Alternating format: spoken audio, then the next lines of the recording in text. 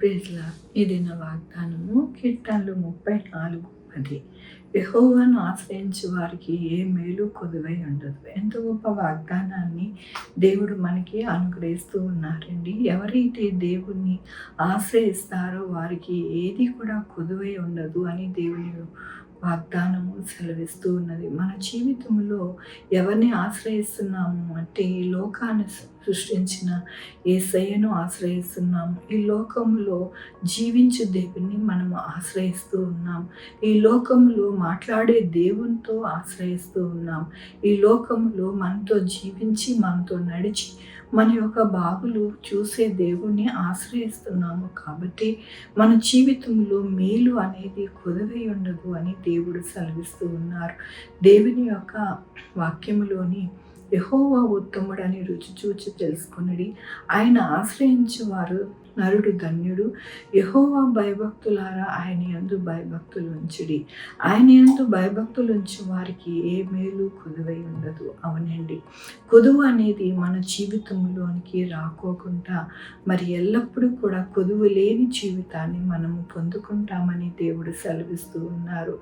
ఎప్పుడు అంటే యేసయ్యని ఆశ్రయించినప్పుడు, యెహోవాను ఆశ్రయించినప్పుడు, దేవుని యందు భయభక్తులు కలిగి ఉండినప్పుడు, ఎల్లప్పుడూ కూడా ఆయన యొక్క ఆజ్ఞలను మన జీవితంలో నెరవేర్చినప్పుడు, అలాగే మనం పరిశుద్ధముగా జీవించినప్పుడు, మన జీవితంలో పాపం లేనప్పుడు, ఎల్లప్పుడూ కూడా మనము మన యొక్క జీవితంలో మేలు అనేది చూస్తాము కానీ కీడు అనేది మనము చూడము అని దేవుని వాక్యము సెలవిస్తుంది. కాబట్టి మన జీవితంలో ఎల్లప్పుడూ కూడా భయభక్తులు కలిగి ఆయన యందు మనము ఎల్లప్పుడూ కూడా మనము నడుచుకుంటే గనక మన జీవితంలో అద్భుతాలు, ఆశ్చర్య కార్యాలు చూస్తాము. అదే ఇక్కడ దేవుడు వాక్యము సెలవిస్తూ ఉన్నది.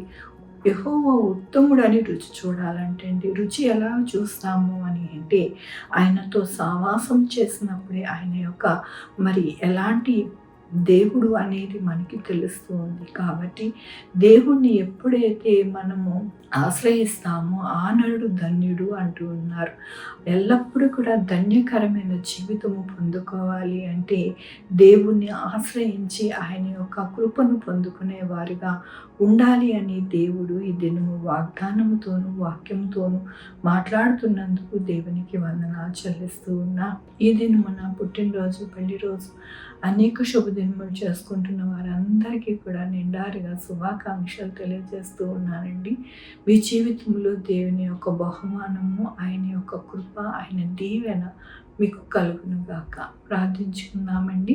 యెహోవా దేవా, నా తండ్రి, నా ప్రభా, మీ కృప కనికరస్తాను బట్టి నాయన, అవును ప్రభా, రుచి చూచి మేము తెలుసుకునేలాగా మాకు సహాయం చేయండి అయ్యా. నా తండ్రి, అలాగే ప్రభా మా జీవితంలో నాయన గొప్ప దేవుడుగా నాయన ఎల్లప్పుడూ కూడా దినదినము మాకు రుజువుపరుచుకున్నందుకు నీకు వందనాలు చెల్లిస్తూ ఉన్నాను.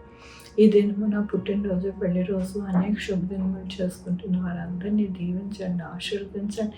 వారికి రావాల్సిన బహుమానం వారికి దయచేయండి ప్రభా. అలాగే నాయన మా కొరకు ప్రార్థించమన్న వారిని వారి బిడ్డల భవిష్యత్తును, వారి ఆరోగ్యములు, వారి చేయి పనులు, వారి ఉద్యోగములు, వారి వ్యాపారం, వారి చేతి వృత్తులు అన్నింటినీ కూడా దీవించండి, ఆశీర్వదించండి. Sugar, BP, thyroid, heart problem, kidney problem, AIDS, cancer, నరాల బలహీనత, పెరాలసిస్, గ్యాస్ట్రిక్, ప్రతి విధమైన అనారోగ్యాన్ని తీసివేయండి ఆయన. స్వస్థపరిచే యెహోవా నేనన్నారు. మీ కృపను వేడుకుంటున్నాను. హాస్పిటల్లో ఉన్న బిడ్డలను ఆయన త్వరగా కోలుకోవడానికి సహాయం చేయండి. ఎవరైతే సర్జరీలు చేసుకోవాలని సిద్ధపడుతున్నారో వారికి మంచిగా సర్జరీ జరగడానికి నాయన డాక్టర్కి జ్ఞానం ఇవ్వండి. నా ప్రభా సహాయం చేయండి. ఉద్యోగాలు లేని వారికి ఉద్యోగాలు దయచేయండి. ఉద్యోగాలు పోకుండా సహాయం చేయండి ప్రభా. పడకల మీద ఉన్న బిడ్డల్ని నాయన లేవనెత్తండి నాయన. నా తండ్రి, మీరే సంరక్షించండి ప్రభా. అట్లాగే నాయన నా తండ్రి, ఎవరిలో ఆర్థిక పరిస్థితి బాగాలేదో వారి యొక్క జీవితంలో ఆర్థిక పరిస్థితి మంచిగా ఉండడానికి సహాయం చేయండి. ఎవరైతే భార్యాభర్తల మధ్యలో నాయన గొడవలు ఉన్నాయో అవన్నీ కూడా సమాధానం ఉండడానికి సహాయం చేయండి నాయన. నా తండ్రి, ఇళ్లలో కూడా నా సమాధానం లేని పరిస్థితులు బాగు చేయండి నాయన. ఎవరైతే చదువుకోవాలనుకుంటున్నారో వారికి ఆర్థిక పరిస్థితి సహాయం చేయండి ప్రభు. నాయన విదేశాలకు వెళ్ళాలనుకుంటున్న ఉన్న వారికి కూడా నాయన వీసాలు, పాస్పోర్ట్లు అన్నీ కూడా మంచిగా నాయన సిద్ధపడడానికి సహాయం చేయండి నాయన. ప్రతి విషయంలో నాయన ప్రతి ఒక్కరికి మీ తోడై ఉండి నడిపించమని కోరుకుంటూ ప్రతి బిడ్డ మీ పాదాల దగ్గర పెడుతూ నా ప్రభు నా రక్షణ యేసుక్రీస్తు పరిశుద్ధమైన నామమున అడిగి వేడుకొంచున్నా తండ్రి. ఆమేన్. తండ్రి, కుమార, పరిశుద్ధాత్మ సదాకాలం మనందరికీ తోడై ఉండును గాక. ఆమేన్. God bless you.